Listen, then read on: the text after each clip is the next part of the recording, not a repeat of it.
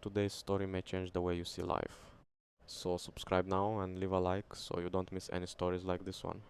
Now, take a deep breath and let's begin. The roar tore through the silence of the savannah like a blade.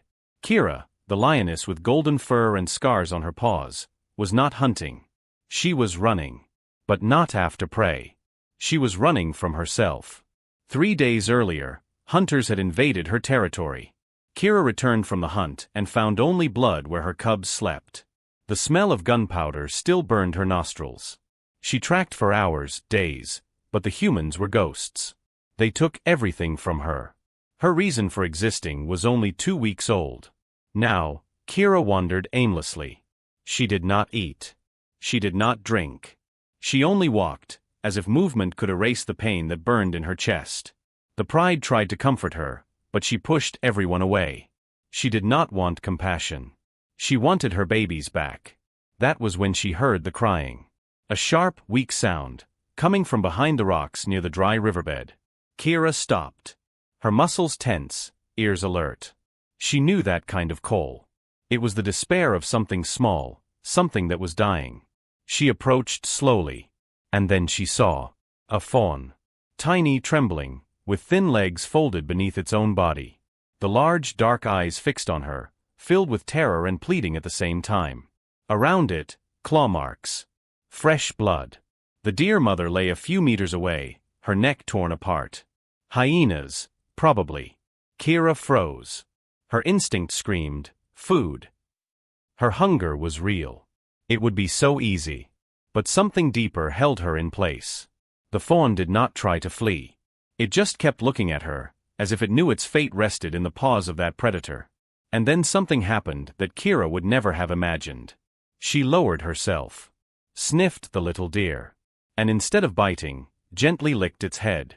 The fawn shuddered, but did not resist.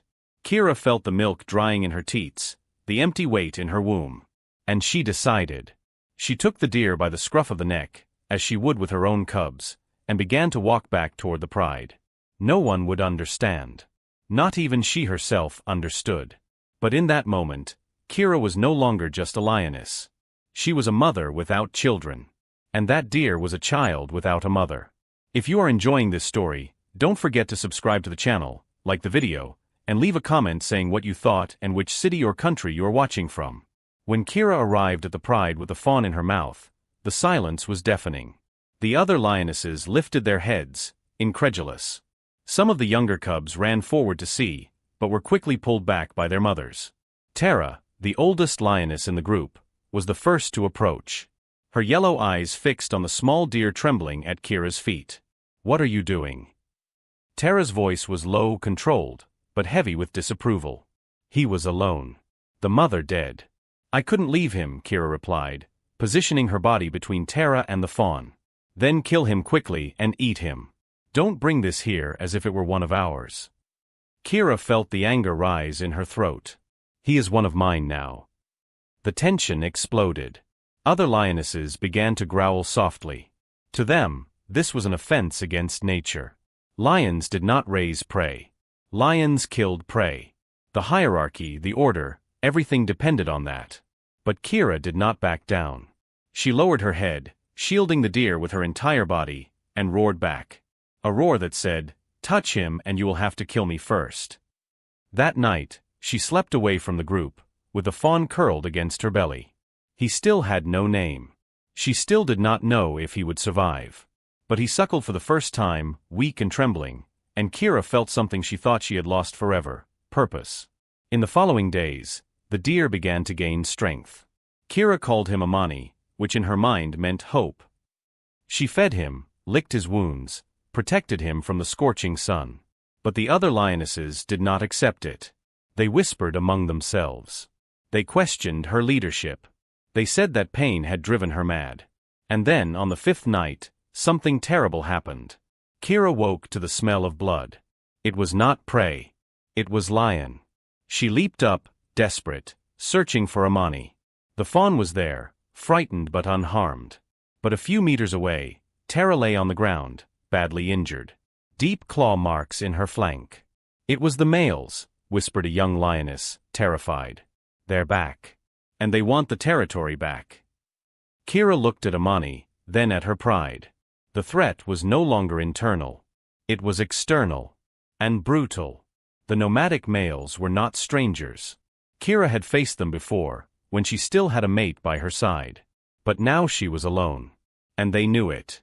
There were 3 of them. Brutal, hungry for territory, willing to kill any cub they found to force the females to mate again. Amani would be the first target. Not because he was a deer, but because he was weak. Kira knew she could not defeat them alone in direct combat. She needed something different. Something no lion had ever tried. She began to observe Amani closely. The fawn was fast, easily startled, but had something lions did not: enormous ears that could catch sounds from kilometers away. And legs that, even young, already promised unmatched speed. Kira had an idea. Risky. Perhaps insane. Over the next 3 days, she secretly trained with Amani. She taught him to run in specific directions when hearing certain sounds. She taught him to hide in burrows that lions could not reach. And most importantly, she taught him to trust her even in moments of absolute panic. The other lionesses noticed Kira's absences, but they were too busy caring for Tara and reinforcing the edges of the territory. No one suspected the plan. On the 4th night, the males attacked. They came like a storm, roaring, marking territory, challenging any lioness who dared to resist. The largest of them, with a dark mane and cold eyes, advanced straight toward where Kira was protecting Amani. "That one will be my first meal here," he growled, showing enormous fangs. Kira did not answer. She only looked at Amani and made a specific sound. A low click with her tongue. The deer bolted. Not in blind panic, but in a calculated direction, darting close to the legs of the invading lion. The distraction was enough. Kira leapt, not to attack head-on, but to the sides, using the confusion. The other males ran after Amani, thinking it would be easy prey. It was their mistake. Amani led them straight into a region of loose rocks and dense thorns. An area deer knew well. An area heavy lions hated. While they stumbled and snarled in frustration, Kira attacked from behind. Fast. Precise. Using everything she had learned by watching Amani's agility. The first male fell, wounded. The others hesitated. Kira roared. She was no longer just a grieving lioness. She was a warrior mother. The leader of the males did not expect real resistance. Much less from a lioness who, according to rumors, had gone mad with grief. He charged again, furious, but Kira was no longer alone. The other lionesses emerged from the shadows. They had observed everything. They saw how Kira used intelligence instead of brute force. They saw how that impossible prey, that fragile deer, had become the key to victory. And for the first time, they understood. Tara, still wounded, was the first to take her place beside Kira. Then the others came, forming a living barrier. The leader of the males stopped, confused. Lionesses did not fight united like that. Not for such a strange cause. "You will die for a deer," he roared, incredulous. "No," Kira replied firmly. "We will fight for a choice. The choice to decide whom we protect." The clash was brutal. Claws against claws, fangs against fangs. But the difference was in the strategy. While the males attacked with blind force, Kira coordinated the lionesses with precision. Amani kept running along the edges, distracting, diverting attention, creating openings. At a critical moment, the leader managed to knock Kira down. His fangs were inches from her throat when something unexpected happened. Amani did not flee. The small deer, its thin legs trembling with fear, charged at the lion. Not with strength, but with courage. Its small forming antler tips struck the male's muzzle, tearing a roar of pain and surprise from him. It was enough. Kira twisted her body, broke free, and counterattacked with absolute fury. It was not just survival instinct. It was love. Love for that cub who chose her as much as she chose him. The leader of the males retreated, bleeding, defeated. The other 2 had already fled. He looked at Kira one last time, with something that seemed like respect mixed with fear, and disappeared into the darkness. The savannah returned to silence. Kira collapsed, exhausted, beside Amani. The deer licked her face, still trembling, but alive.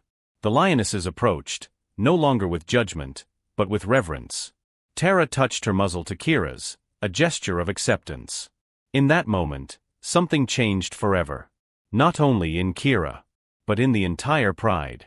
They learned that strength does not come only from claws. It comes from bonds. The months that followed transformed everything. Amani grew strong, his antlers emerged elegant, his legs became long and powerful. But he never left Kira's side. The entire pride changed.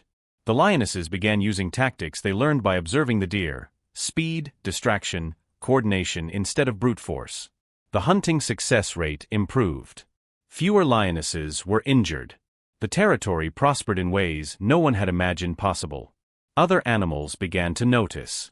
Zebras, antelopes, even some wild deer started to regard that region differently. It was no longer just fear. It was something close to admiration. The story of the lioness who chose love instead of instinct spread across the savannah like the wind. Kira aged with dignity. Her scars multiplied, but so did her pride. She was not just a leader. She was a living symbol that nature does not need to be cruel to be strong. One afternoon, years later, Amani brought something surprising. He had found a herd of deer and instead of fleeing in fear, he was welcomed. They recognized him as one of their own, but also as something more. A bridge. A protector. Amani returned to Kira's territory accompanied. Not to stay, but to introduce his own family. A doe and 2 small fawns. Kira watched them from a distance, not getting too close. She did not want to frighten them. But Amani brought the fawns to her, confident. The little ones sniffed the lioness with innocent curiosity. And Kira, with the gentleness that only mothers know, licked their heads. In that instant, everyone understood. Kira's love had not saved just one deer. It had planted the seeds of something greater: coexistence. The lioness lay down in the shade of an acacia, tired, but complete. Amani lay down beside her, as he did when he was a fawn. The lionesses watched. The deer watched. And for the first time in the history of that savannah, predators and prey shared the same space. Not as enemies. As witnesses to a miracle. Kira closed her eyes. She no longer had her blood cubs. But she had something that pain could never take away: a legacy. If this story touched you, don't forget to subscribe to the channel, like the video, and tell us in the comments where you are watching from and what you thought of this incredible journey.